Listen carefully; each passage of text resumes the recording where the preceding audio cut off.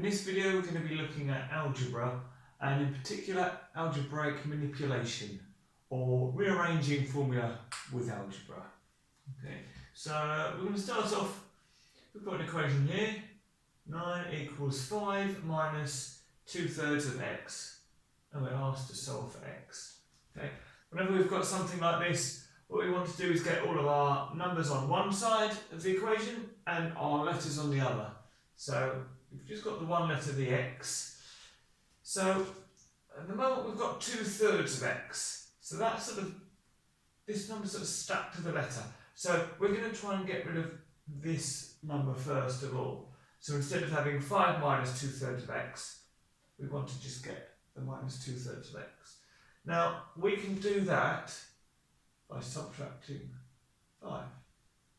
Okay? But if we subtract 5 from this side, we have to subtract 5 from the other side of the equal sign. So you end up with 9 minus 5, which is 4, is equal to, and now the 5 has gone because 5 minus 5 is 0, and we end up with just minus 2/3 of x. Okay, now the next thing we want to do is, we could get rid of the 2/3 in one go, but I'm going to do it in 2 steps. So at the moment we're dividing by 3, so we want to do the opposite of dividing. Okay, and you'll see why in a moment. So if we multiply by 3, and again whenever we do to this side we have to do to this side, so 4 multiplied by 3 is 12, and now here we can have minus 2 divided by 3 multiplied by 3. So the divide 3 and multiply by 3 are going to cancel out, and we're just going to have minus 2x. Okay. Now we haven't got a fraction anymore, so it's a little bit easier. We just want to get rid of the 2. So we're multiplying by 2, so the opposite of multiplying by 2 is divided by 2. Again, we need to do it on both sides. So 12 divided by 2 is equal to 6. And if we do 2 divided by 2, we end up with 1. So we just have 6 is equal to minus 6.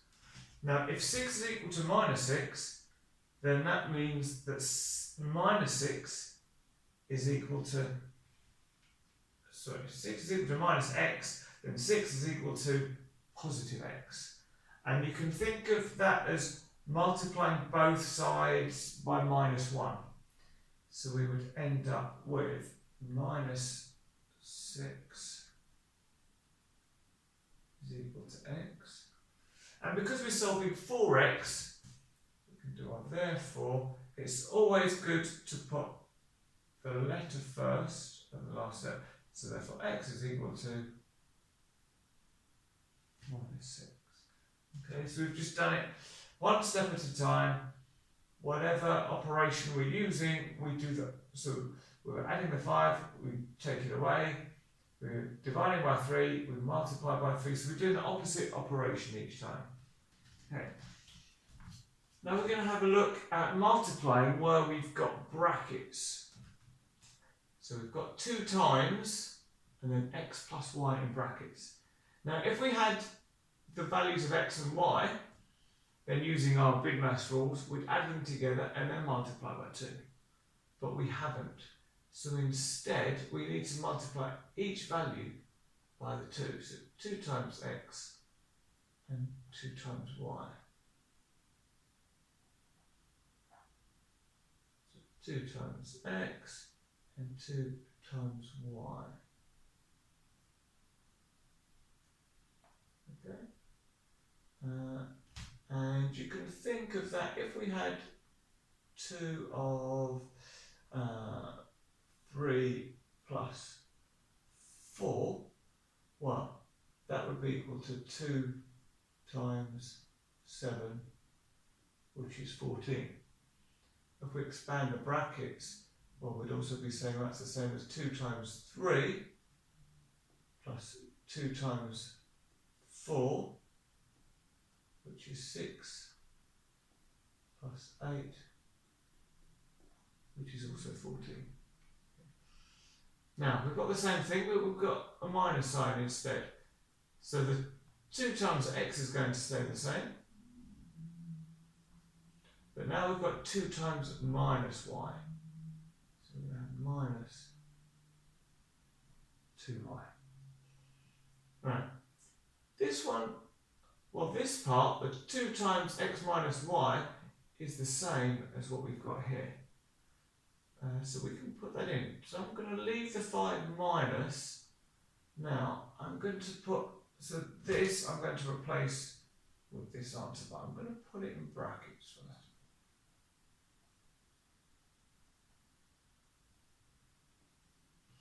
that. Now, the reason I put it in brackets is because the minus sign is attached to the entire bracket. So it's attached to the 2x, so we've got minus 2x, but it's also attached to the 2y. We've already got a minus here, so we're going to get a minus and a minus making a plus. So this is going to be equal to the 5 stays, minus 2x, and we can get rid of the brackets. And as we've said, the minus and another minus becomes a plus 2y. And that's as far as we can go with that one.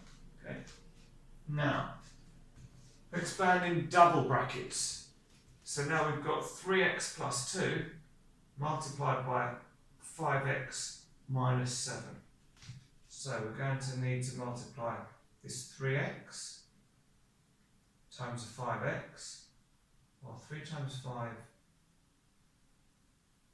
is 15, and x times x, that's x squared. Then we're going to have 3x times a minus 7. So 3 times minus 7 is minus 21. And then we've just got the x there. Now we're going to have 2 times 5x. Well, 2 times 5 is 10. Times x is 10x. And then, last but not least, we've got 2 times minus 7. Well, 2 7s are 14. Minus 7 makes it minus 14. Okay, so now we can write these all up. So this whole thing is going to be equal to, and we always start with the highest powers of x. So we're going to have 15x squared.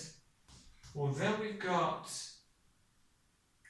minus 21x. Then we've got plus 10x, and then we've got minus 14. Well, these two x's we can do something about, so we've only got one value of x squared, so we've got 15x squared, minus 21 plus 10, well that's making this less negative by 10, so minus 11x minus 14. Okay. Now, it might take a few practices to get this sort of clear in your mind. So I'm going to show it a slightly different way. When you've done multiplication before, you might have done it using the grid method. We can do that here. So 3x plus 2. So we can write a 3x there and the 2 here. And we're going to be multiplying. And we've got 5x and minus 7. So it's the same sort of thing we did here, but it's just doing it in a different way. And some people find this easier to visualise, especially when they're doing it for the first time. So 3 times 5 is 15, x times x is x squared.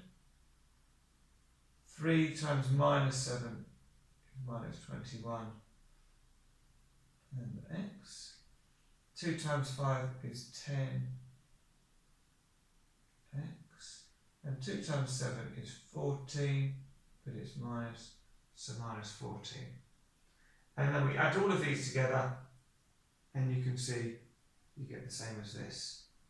Sort of then follow to the same final answer. Okay.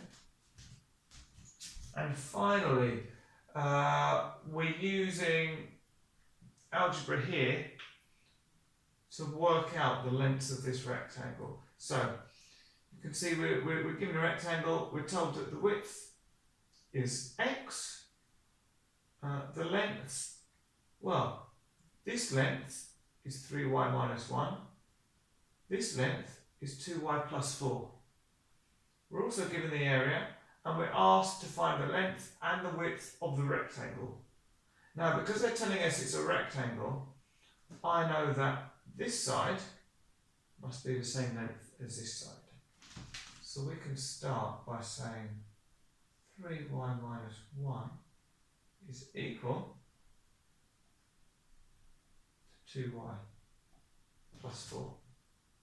Okay. Now we can do a little bit of what we did with our rearranging earlier, but we've got y's in here instead of x. But we still want to get the y's on one side and the numbers on the other side. So, well, we've got minus 1. So the first thing I'm going to do is I'm going to add 1 to both sides.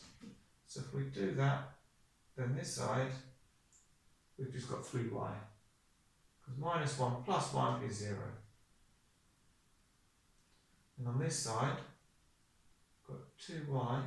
We did have plus 4. If we add another one, we get plus 5. Okay. And we want to get our y's together. So if we subtract 2y from this side, then we need to subtract 2y from here as well. So 3y minus 2y is just going to be 1y. And we don't need to write the 1, we can just write y for 1y. And 2y minus 2y is 0, and we're just left with 5. Okay, so we've got y is equal to 5. Now, that's the value of y, that's not the value of the length. So I'm going to substitute y back into here. So if, let's do that over here. So if y equals 5, then 3y minus 1 is going to be 3 times 5 minus 1. 3 times 5 is 15, minus 1 is 14. Okay, so we know this length is 14. But I want to check. So I'm going to substitute it into this length as well, because if this doesn't give me 14, then I've made a mistake somewhere. Okay, so so 5 plus 5, we've got this here. We can also say that 2y plus 4 is going to be 2 times 5 plus 4. Well, 2 times 5 is 10, plus 4 is 14. So that's good. We want these to be the same. Okay, so we've got the length, we need to find the width. Well, we know the area is 42 centimetres squared, and these lengths and widths can be taken to be in centimetres. So we know that length times width equals area. The length is 14. The width is x. And we're told that that's 42. So we want to get the x on its own. So we're multiplying by 14, so we want to divide both sides by 14. So 14 divided by 14 is 1. So we end up with x on this side, And 42 divided by 14 is 3. So we've got our length as 14 centimetres and our width as 3. So we can put our units in there. There's much more we can do with algebra, but this is a really good start, getting used to being able to get all our letters together, all our numbers together, and remembering whatever operation we've got, we need to do the opposite to remove it. So where we had our 14 times x, we need to divide by 14 to get rid of the number here, and then make sure we do the same on the other side of the equation.